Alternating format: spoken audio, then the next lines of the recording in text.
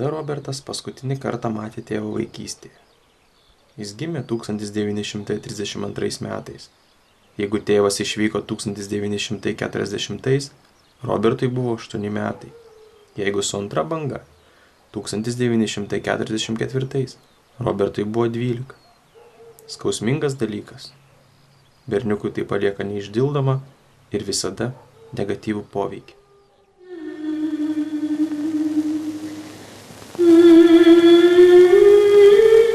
Padabok, aš turiu 83 metus, ją su žmonu pergyvenau 53 metus. Ir matai, можно buvo sugyventi, ona buvo ir graži, kasas ilgas, gražias, geltonas, balsų gerų turėjo, žgėda gražiai, jų ir visi mylėjo, ir vaikų dėl to daug turėjom, ona ir su vaikais. Gražiai pergyvena, na kai vėla, jos glamenėja, tikiausia. Tai matai, ir visą. Aš kai ana būdava išeina kur, tai aš laukiu. A kai aš išeinu, tai žinau, kada ana mani laukia. A dabar tai mani niekas nelaukia.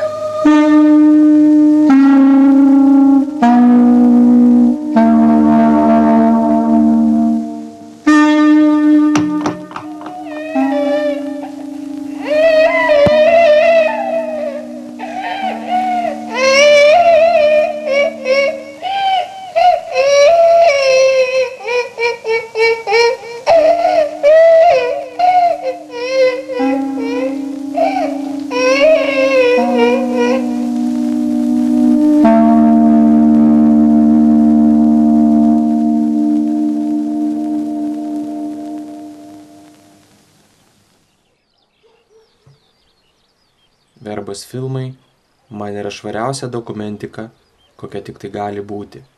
Man niekas nei apie praėjusį laiką, nei apie žmonės tiek daug nepasakė, nors tiesioginės informacijos tose filmuose kaip ir nėra.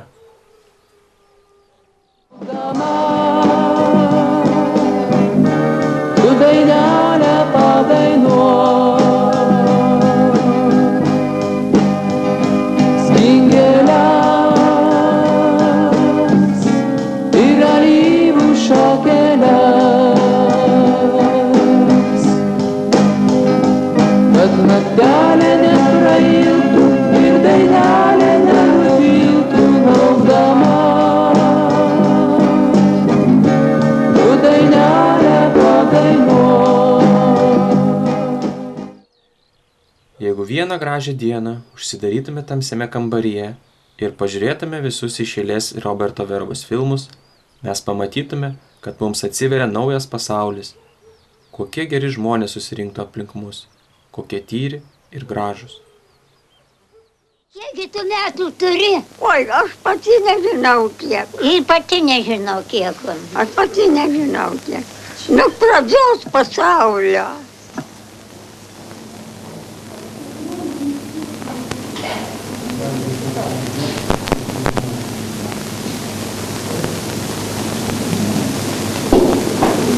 Kiek tu dar nori gyventi? Nenoriu. Nenori jau? Nenori. Kodėl nenori? Tam nusibot. Senatvė jau nenori.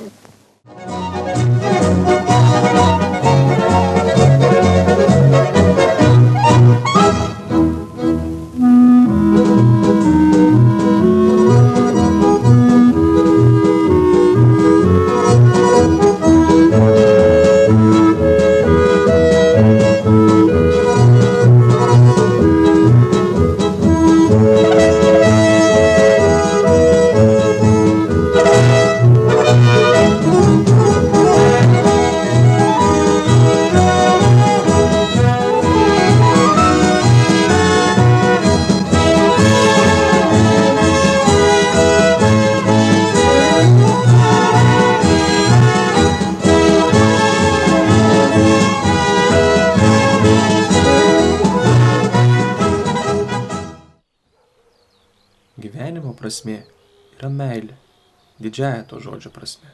Meilė gyvenimui, meilė savo darbui, savo aistrai, kūrybai, Aš jau nekalbu apie dviejų žmonių santykius – šeimą. Atrodo, kad mylės, kaip tik apsiženėjo ir nebėra meilės, jau kitų įsimylėjo, žiūrėk. Vot ir meilė. Tai kaip čia pasakyti, ar čia meilė, ar čia kas? Seilė, pas Dagūną. Tai va, aš tai nesuprantu. Todėl man atrodo, kad meilė yra pagrindinis šeiminio gyvenimo pagrindas. Meilė galima įvairiai suprasti. Taigi dabar tas, negi seniau tai buvo. Dabar. Oho. Jeigu žmogus myli žmogų, tai atrodo, kad turi mylėti iki mirties. Kaip tai gali praeiti meilė? O dabar kaip nusižiūri, tai... Nesigaila, ištekėjus būtų blogiau pasenėjus. Nesigaila, ištekėjus būtų blogiau pasenėjus. Gražus tavo vyrėlis, gerų tavo sūnelis, jo rozumas neblogas, pilnas yra uvokos. Kaimo žmonės Robertas labai gerai jautė. Jis kiekvienoje senutėje ieškojo savo mamos jaunystės atsiminimų. Tokią išvadą aš darau po ilgų stebėjimų pokalbio. Gyvenimas mainosi, kai vanduo, čia gerai, čia bloga. Tai sako, tai dangus, tai pekla. Sakau, ant žemės yra ir dangus, ir pekla. Žmogaus geras gyvenimas, tai dangus, o blogas, tai pekla. Ant žemės viskas. O? Ar ir Dievas? Dievas ar ir? Ar nėra? Ne. Nėra? Tai ką, su jai susišnekėti nemožna.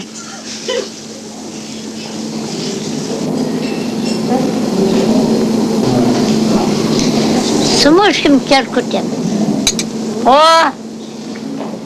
gerti 10 metų gyventi, sako. O per jo laidotuvės susirinko tik artimesni draugai. Ir toks lietus varė, kaip turi būti. Ir nieko iš valstybės valdžios turbūt nebuvo, o juk išeina vienas gražiausių šalies menininkų, genijus palikęs darbus. Bet gal ir turi menininkas taip išeiti, be lietų ir be valdžios. Atvažiavau Vilniumi, paminklą žmonai parvežti, kapą pastatyti. Nuo manį ir nuo vaikų.